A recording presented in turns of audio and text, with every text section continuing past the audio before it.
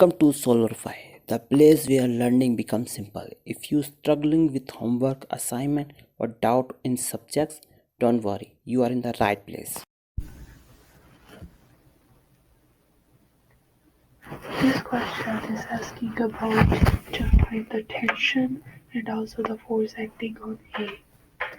So, to solve this question, we should know that if there's a tension acting on a box, on the opposite side there's also another force acting. So for part A, to find the tension, we apply the condition of equilibrium of forces in vertical direction. So T1 minus M2G is equal to 0. So we already have the mass 3000 and we have G, the value of G, so T1 is equal to 29400. Now we apply in the horizontal direction, which is R minus T2 cos 20 is equal to 0, so R is equal to T2 cos 20. Now we apply the condition of equilibrium of forces in vertical direction. And that was our x, so this will be our y. We already have the value of t1, so we put in the value of t1. So what we get is ry is equal to 39200 Newton plus t2 sine 20, but we don't have the value of t20. So to find the value of t20, we use this formula. T2 cos 20 sine 30 minus sine 20 cos 30 is equal to T1, because we know that T2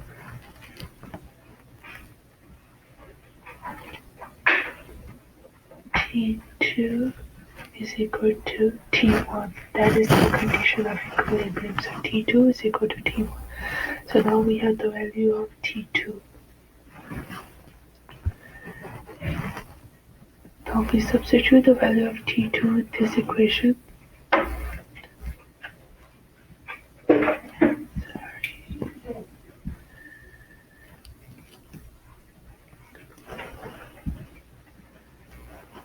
And we have Rx 171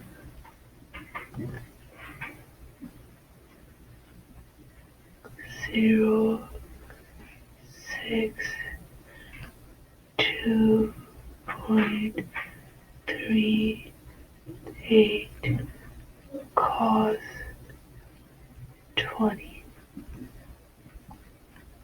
and that gives us this 160746.06 Newton. Now we do the same thing in our y. That was our x horizontal, this is our y vertical, and we get this value.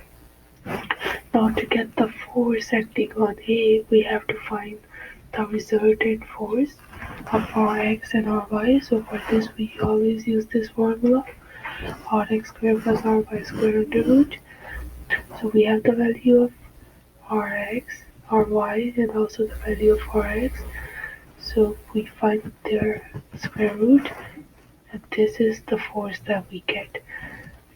So these are our answers. The tension is this, and the force on the axis is this.